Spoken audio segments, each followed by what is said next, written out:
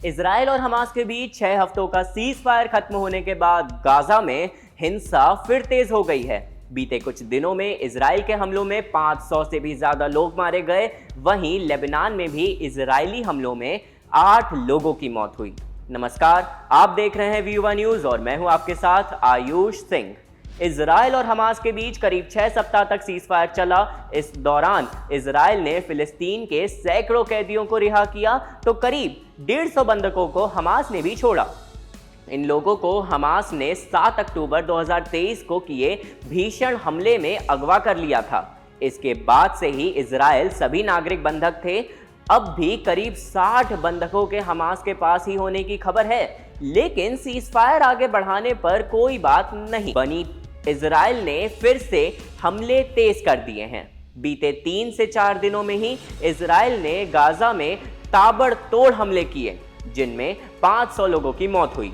इसके अलावा रविवार को ही उसने गाजा पर फिर से कई हवाई हमले किए, जिसमें 51 लोग मारे गए। इन हमलों में इजराइल का एक शीर्ष कमांडर भी मारा गया।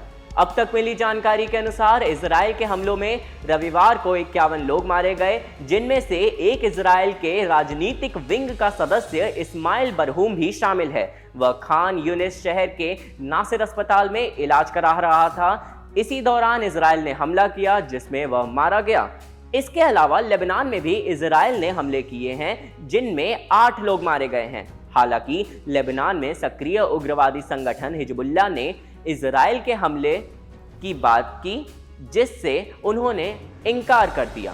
दरअसल करीब 1.5 साल तक अकेले हमास से लड़ने के बाद 4 महीनों से इजराइल ने हिजबुल्लाह को भी निशाने पर लेना शुरू किया है। फिलहाल इजराइल की ओर से गाजा में और सैनिक भेजने की तैयारी की जा रही है। बेंजामिन नेतन्याहू सरकार में इसे लेकर सहमति बन गई है और आने वाले कुछ दिनों में इजरायली सैनिकों की बड़ी संख्या गाजा में डेरा डाल सकती है। सीज फायर के दौरान इजराइल ने अपने सैनिकों की संख्या को कम कर लिया था। गाजा की हेल्थ मिनिस्ट्री का कहना है कि फिलिस्तीन में अब तक इजराइल के हमलों से कुल 50,000 लोग मारे जा चुके हैं। यही नहीं, एक्सपर्ट्स का कहना है कि आंकड़ा इससे ज्यादा का ही है, क्योंकि बहुत सारे शवों की तो गिनती तक नहीं हो सकी। वहीं मध्य पूर्व में अमेरिका की सक्रियता पर भी लगातार बढ़ी हुई है।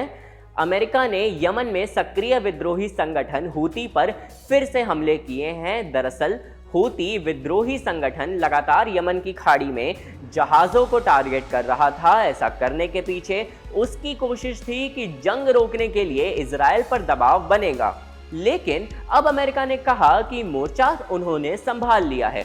हूती हिजबुल्लाह और हमास का ईरान समर्थित संगठन माना जाता है। ये तीनों ही इजराइल के कट्टर दुश्मन हैं और मध्य पूर्व में ईरान के एजेंडे को मजबूत करते हैं।